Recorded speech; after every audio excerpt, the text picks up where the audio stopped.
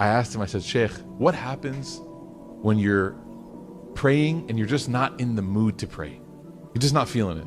And I was kind of embarrassed to ask, but as soon as I asked, all the other students put their pencils down. They're like, so sometimes like we all have problems, and that's okay. Like, you're human, I'm human, right? But we have to seek remedies for these problems. So I asked him, I said, what happens if I want to pray? I'm praying, but I'm just not like feeling it. The khushu is not there. Like, I'm barely hanging on. I'll never forget his answer. He said, this prayer, the prayer where you force yourself to get up and pray, might be the most sincere prayer that can be offered.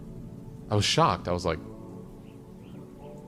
because he kind of has an accent. So I was like, did I understand him correctly? And then I go, Sheikh, I think I misheard you, Sheikh. I said, did you just say it's sincere? And he goes, yes, of course. I said, Sheikh, I'm not understanding. Can you help me understand? Because I don't understand. He said, to get up and pray when you don't feel any motivation to pray is truly worshiping Allah.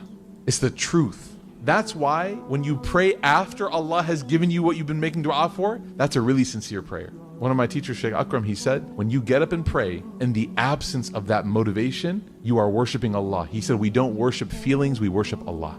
You don't worship your feeling. You don't say, okay, I feel like I want to pray, I'm going to pray. No, he goes, you worship Allah. You pray even if you have no motivation to pray. You get up, you make wudu, the water is cold, there's people, you're in public, it's not comfortable, it's not ideal, the carpet smells, you do it.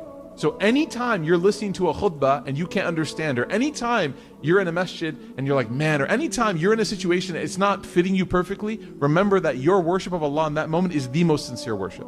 I remember I was talking to one of my teachers one time,